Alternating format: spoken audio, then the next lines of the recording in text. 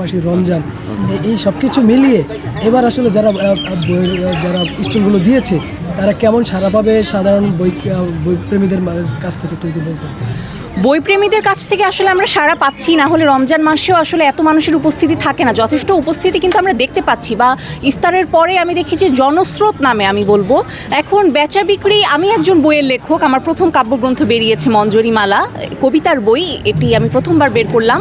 আপনাদের উৎসাহের সামনে আরও লিখতে চাই, কিন্তু আমি বলবো যে উপস্থিতি পাচ্ছি, মানে মানুষের কাছ থেকে ভালোবাসা পাচ্ছি, আরও ভালোবাসা পাওয়ার আশা রাখছি। আচ্ছা, ফেব্রুয়ারি রেখে যে মার্চে বইমেলা হচ্ছে বাংলাদেশে, এগুলো কিন্তু আগে দেখা যায়।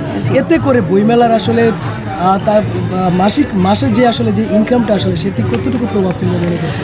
ইনকামে প্রভাব ফেলবে, কারণ যেহেতু ঈদ সামনে, এখানে যে খুব বেশি দিন মেলাটি হচ্ছে তা কিন্তু নয়। আমরা জানি যে একটা সীমিত সময় মেলাটি হচ্ছে, তো ইনকামে প্রভাব ফেলবে, পড়ছেও প্রভাব। আসলে সেটি আসলে আমার চাইতে ভালো প্রকাশক বলতে পারবেন, আমি তো লেখক।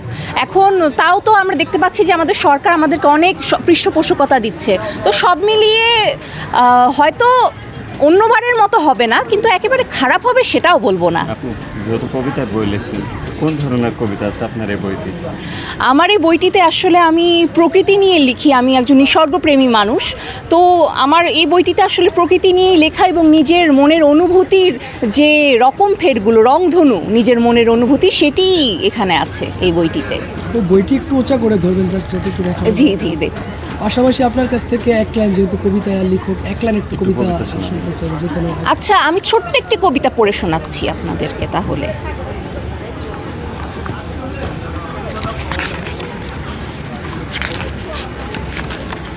পাহাড়ি বসন্ত, দোলে বনফুল, সুবাসী বকুল, চঞ্চল ঝর্ণার ধনিশে মধুর, ফাগুন মাতায় প্রাণ, লতায় পাতায়, বাতাসে ভ্রমর গান গেয়ে যায়।